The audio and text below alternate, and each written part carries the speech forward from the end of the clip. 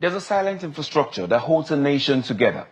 Not just the roads or the power lines, but the systems that connect letters to loved ones, businesses to customers, and governments to their people. Once upon a time, in a country, we found strength being measured by how far a letter could travel, from the crackle of paper to the clank of metal mailboxes. NIPOST was Nigeria's outlet, that quiet secretary system that moved ideas, contracts, memories, and mandates. But the world has shifted today. We no longer just move letters. We move data, we move commerce, and we move identity. So now the question is, not how can this NIPOST right now deliver what it has to deliver in this generation? What will it be delivering to the young people that make up the major population of the nation today? These are some of the questions we are going to be asking. We want to ask, how has NIPOST continued to evolve in a world of emails, mobile banking, and the same-day delivery? Can the postal system become the engine of digital citizenship, financial inclusion, and national identity? On this note, let me welcome you to the Beam, where curiosity stirs conversation, taking us a step further into the future with desire.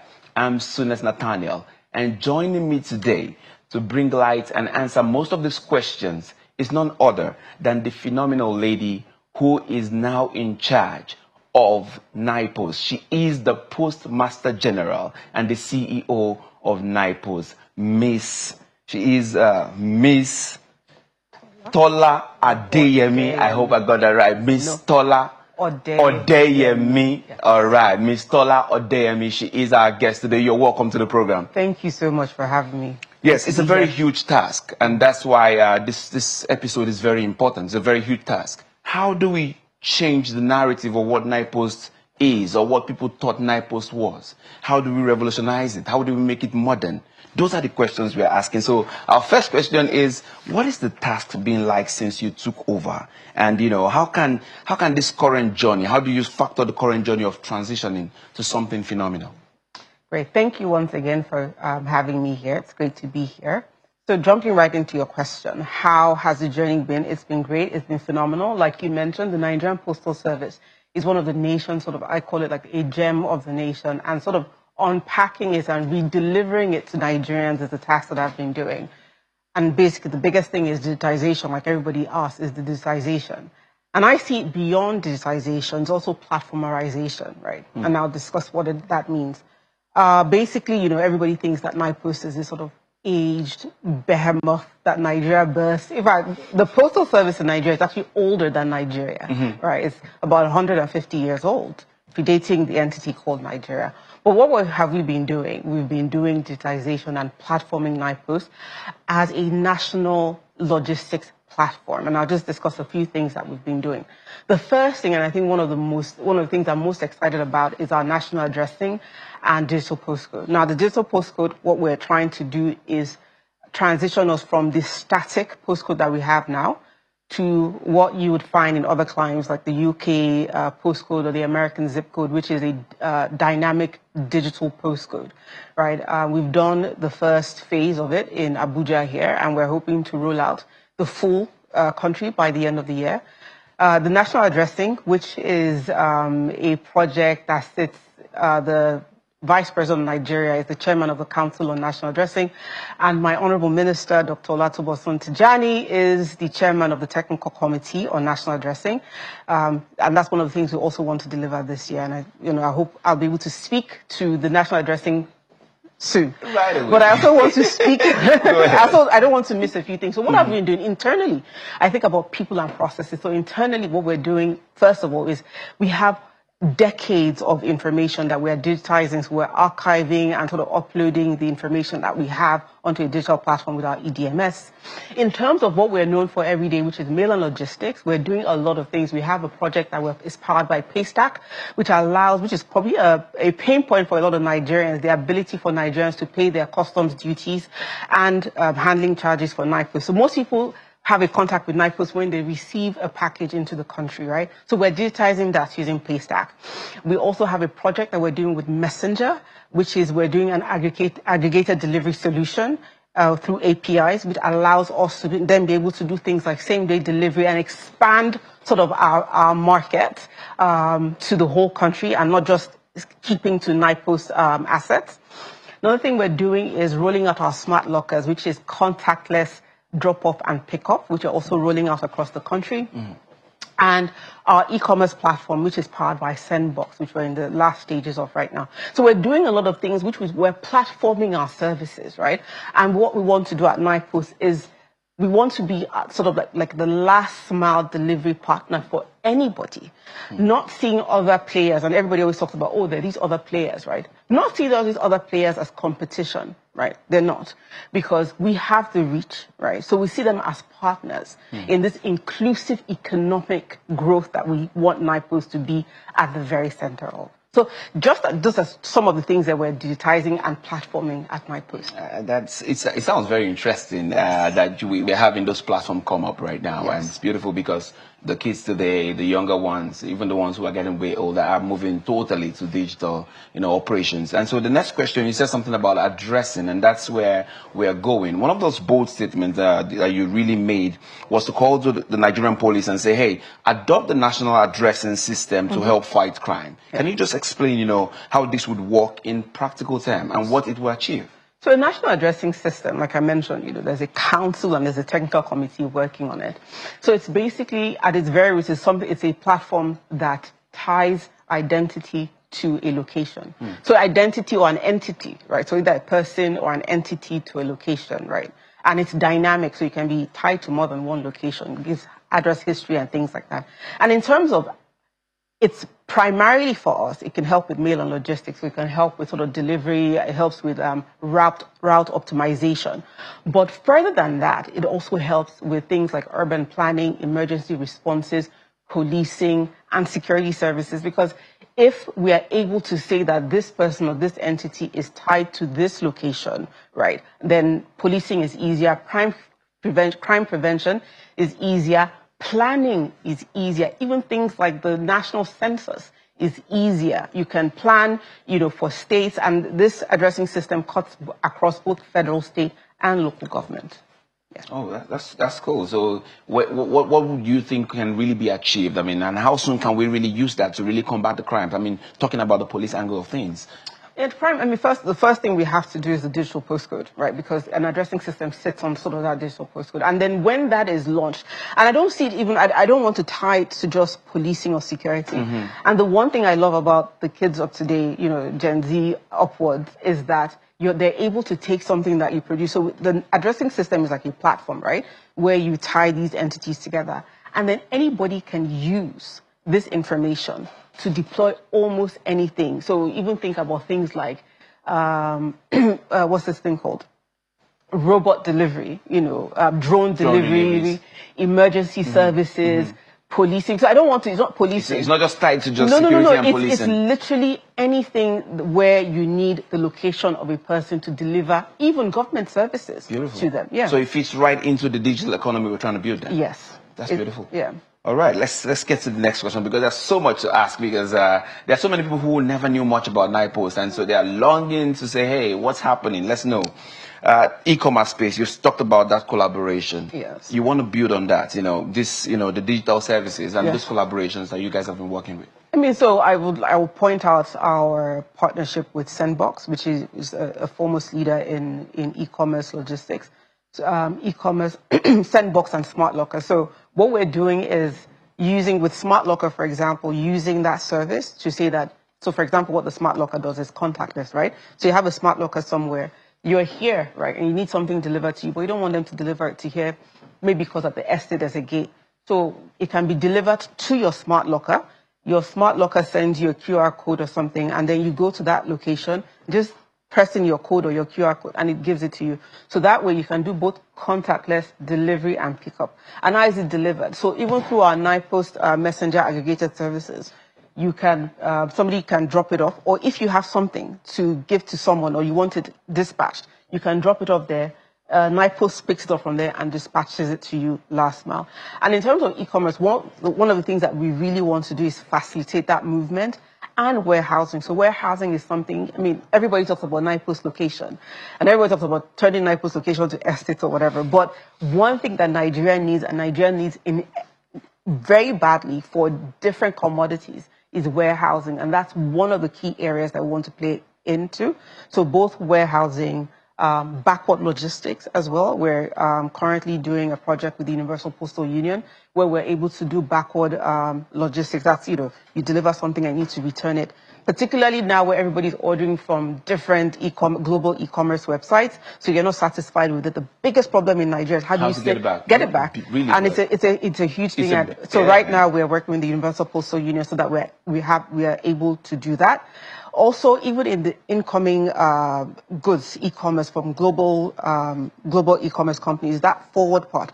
So both the warehousing, the customs brokerage, the warehousing. So you have people. So for example, let me give you an example. Somebody needs to order 10,000 items but doesn't have the money to order those 10,000 items.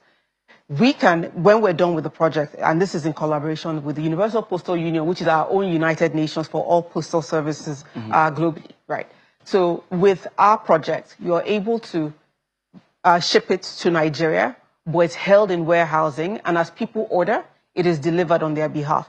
So that way, you don't have to onboard that huge cost, so like a bonded warehouse thing, and then people can either order from you and then you fulfill those orders, as well as the backward delivery part of it. So just one of the many examples of the things that we're trying to do in e-commerce. And the good thing about that is that anybody in Nigeria, right, any e-commerce company or logistics company can take advantage of that project once it is signed off and delivered. Wow, I mean, you guys should make more noise about some of these things. I'm sure many young people don't even know that, especially when it comes to that return. How do I return it back to China if it came all that way? So you're just saying, okay, I will just use it like that, basically, but you cannot. So that's one of the, we've seen that that's a real market need, and we went back to our union, and the union fortunately has a project for that. And so right now we're in the process of getting that signed off so that we have the ability to do that, because there's some coding, some sort of, there's a technology that we need to be able to do that for the e-commerce giants. All right, that's great. Okay, let's move on. You said there have been talks about, potentials to generate over 10 billion naira annually. And so the question will be, are we on track to achieve this? And, what strategic steps are being made to see that this come into fruition? So actually, we actually surpassed 10 billion last year. Oh, great! Yeah. Great! Wow! Last year, that was just by digitizing some of our processes, plugging leakages. But in terms of how do we even want to achieve this 10 billion and beyond? Because I think even for the Nigerian Postal Service, 10 billion is a scratch on the service. So we look at it, and I try to put our services in 4 buckets. So I'll start first with the mail and logistics, our traditional business, right? One of the things that we lost market on was outbound, right? Which was where we were not able to move, satisfy customer needs because things were spending 2, 3, 4 months, right? Prior to, 2, 3, 4 months. But what we've done now, we've signed direct agreements for the first time in over a decade with some of our primary partners, KLM, KLM for Western routes, and then sort of Ethiopian for more like African and Eastern routes, right? And so that has completely crashed our delivery times, and we've seen an uptick in customers coming back who want to send things out of the country. Again, with some of our projects with Sendbox and with Messenger, so that even our internal delivery systems, boosting them up so that we're able to satisfy again. So we now have AirPost Express. We're back to our 24-hour delivery service for some states. So any state that has an airport, we're able to deliver within 24 to 48 hours. So that's some of the things in mail and logistics. Again, one of the interesting projects that I really, really love is our project with NACA, or the National Agency for Control of AIDS, where we are working with them for biospecimen transportation across the country. Right now, we've piloted in Abia and Taraba. So as the Dakar is collecting samples, we're not going into health logistics, right? Then financial services. NIPOST has two very key licenses. We We have the International Money Transfer Operator license, as well as Super Agent license, which are so the IMTO license. Did you need to do something? Yes, we have to take a break now. Okay, I'll come back with IMTO. Yes, we will come back to All that. right, Thank you very much. Okay, you're watching The Beam, a place where the old is reckoned with and the future is interrogated. Don't go away. Stay tuned. We're still here. Much more to unpack. Welcome back to The Beam. Welcome back to The Beam. And I am still in conversation with our Postmaster General. And we had something very interesting we're talking about before we went on break. I think you should start from there. So I was talking about our financial services. So NIPOST has 2 licenses, Super Agent license, as well as International Money Transfer Operator license. Unfortunately, something had happened with that IMTO license, and it was shut down for about 7-8 years. But last year, we were able to pay off all the fines, and it's now back up. As well as a super agent license. And what does that mean? One, remittances, which is probably one of the biggest businesses anywhere in the world, right? And the advantage that the Nigerian Postal Service has is that we're able to access 2 lines, which is the regular route, the normal financial system. Then the Universal Postal Union, having been one of the first sort of ecosystems in the world back in the day that moved money through the postal system, that international financial system of the UPU still exists, which is basically linking any post office in the world, right? And so we're back on that right now, and we're currently signing bilateral agreements.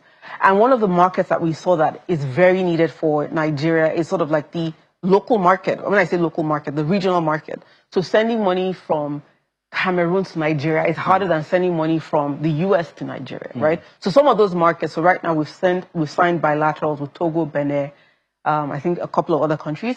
There's a particular agreement where right now is going through the justice system. Once Nigeria signs up to that, we then open up to any country in the world. So it's now a multilateral agreement. Our e-government services. I always say that NIPOST is the platform for inclusive anything in Nigeria, right?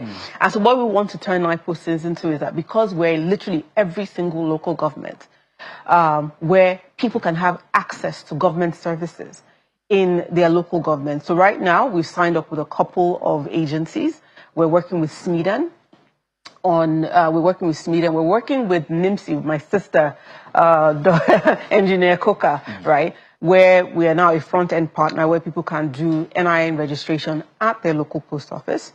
We're also working with, like I mentioned, NACA, NIMSI, and NIBS for BVN registrations.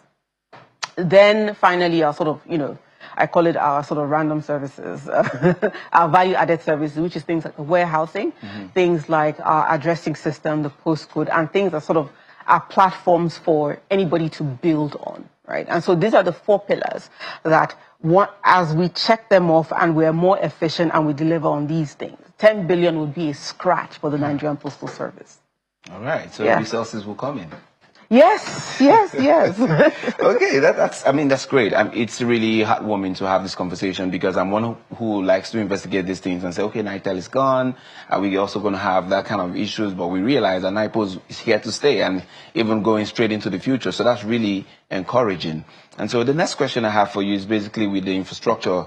There have been reports of attacks, on postal infrastructures here and there. What are we doing to ensure that that tide is stemmed and it doesn't rise beyond that? I mean, one of the things, obviously, so NIPOST has this huge infrastructure, like I mentioned, where even in some local government, we have more than one Nigerian Postal Service because back in the day, it was important, right? So aside from working with, security agencies, like I met with the IG of police to talk about these things. Working with local governments, working with governors, working with traditional rulers that we have our infrastructure in to just say, look, this is, I call it critical national infrastructure. I'm still in the process of making that political case for it to be designated as critical national infrastructure. Okay. But I think what is most important is for people to still see the value in NIPOST. Because when they see the value in the post office in their communities, right? Most of the places that we have, they called us and said, look, we want a NIPOST here back in the day, in the 50s, in the 40s, and the 30s, right? Because it was the center of communication for the community. Obviously, with the tide of technology, that sort of waned. And now it's that gospel that we're trying to preach again that, look, this is the center for government services. You want financial services? It is here. You want mail and logistics and e-commerce services? It is here. You want government services, right? As opposed to you live, some underserved area, as opposed to having to travel 2 hours to go to your state capital. Your government service is right here in your very behind. So the government meets the people. It actually is the one institution that is the last mile partner for delivering every service you could think about, right? You couldn't have framed that better. It's so nice the way you framed it. Financial services, your commercial services, so e-commerce and even commerce growing in underserved areas, in rural areas. People are producing things, food, products, commodities, and you need to sell them, you need to send them. It is NIPOST. You need to access money, you need to cash in, cash out. You need to send money to receive money. It is NIPOST.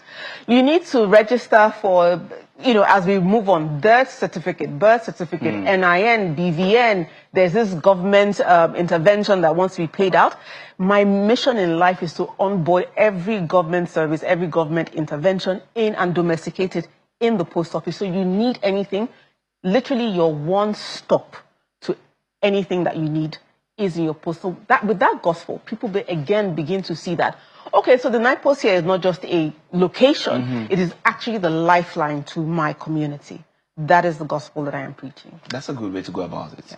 Yeah. You talked about money, so let's go to, it says post, here we say post money. It's post money. In the streets we say it's post money. Yeah. So how has that been, performing?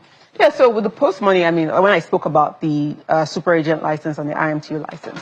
So with the post money, we've built a platform, we're rolling out. And what it's basically doing is, and it's even for us internally, so digitizing even our counter services, which is very key to plugging leakages, revenue leakages for the Nigerian Postal Service. So the post money is our financial inclusion platform, right? So both remittances, payments, cash in, cash out. We did a V1. With a pilot in 100 locations. So we went back to the drawing board, and then now we're releasing V2, which we think is the best we can come up with. I mean, I've demoed it and tested it a couple of times myself, and so we are rolling out about 12,000 locations by the end of the year. And again, so with that, you probably see more adverts and more jingles and things, so that people are able to know that I don't need to go far. Remittances, cash in, cash out, payments, utility payments, all those things can be done at your local post office like you would do anywhere else in the world. All right. Finally, say maybe 2 minutes. Public trust is essential. We've been talking about some of those things you're building to build public trust. So you're going to go to, more of it and tell us how you want to make this a symbol that Nigerians are proud of. We've always been proud of these things, right? We want the younger generation to say, yes, we are proud of what is being done here. So you're going to just buttress that and say, maybe in 5 years, how do you see, NIPOST? Maybe in 10 years, what are we going to be seeing at NIPOST and say, yes, indeed, this is us. This is who we are. Okay. So, I mean, you start with trust. So obviously, in 5 to 10 years, I would love to see NIPOST as an institution of national pride in that we trust it. It is reliable, and we need it, right? So it's a necessary agency of government, it's a necessary arm of government, a NIPOST that is completely digitized, right, but still accessible to both underserved areas, rural areas, as well as to urban areas, right? I think 60% of our locations are actually in underserved areas, and this is really our strength in Nigeria. So a national institution that is a platform for inclusive economic prosperity that is trustworthy. And we're doing so many things. I mean, gaining trust takes decades. Losing it takes it's a second, right? And unfortunately, NIPOST had been losing trust over time. And you cannot PR your way into trust, right? You sort of have to build it. And that's the hard work that we're doing, the iterative work that we're doing. Right. We build it, we lose it, we build it, and then Nigerians, again, will come flocking back to us. All right. Postmaster General, I must thank you for coming on the program today. Thank you. Thank you for having me, and hope that you also go out and preach the gospel of the Nigerian Postal Service everywhere. All right. We'll keep an eye on your progress. Definitely. Okay. All right. Definitely. All right. That's the much we can take today on The Beam. I'm Sunes Nathaniel. As always, we're going to be leaving you with our top 5 videos. And we always say, may this nation continue to rise and flourish. Catch you later.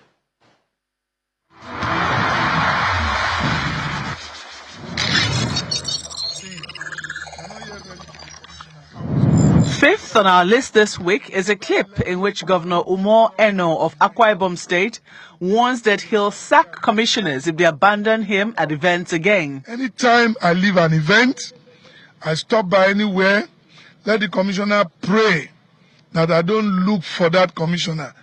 If I look for that commissioner, the commissioner is not there, the commissioner will lose his or her job right there and then.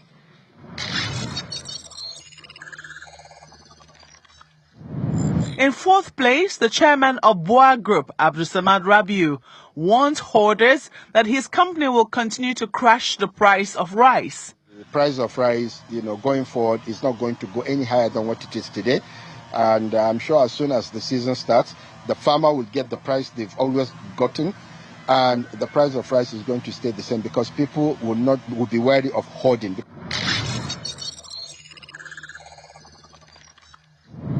Coming third on our list, Omoyele Shore asserts that the National Association of Nigerian Students has become the thuggery wing of the ruling APC. That's what NANS has become. It has become like an organization for people who engage in thuggery outside to become, of course, the thuggery wing of the ruling party or whomever is in charge of NANS. Yeah.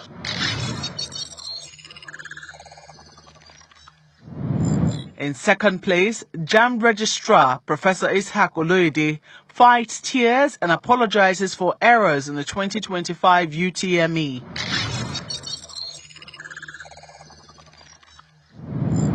Our most viewed video this week is an interview in which actor and politician Kenneth Okonkwo states that strange things are happening under President Bola Tinubu's watch. And the World Bank was even merciless in their submission by saying that throughout the tenure of Tinubu, we will be hungry and we will continue to be more hungry.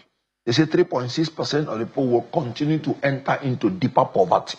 And by 2027, more than 56% of the population will be in abject poverty. That's it on our countdown today. Join us next week for more.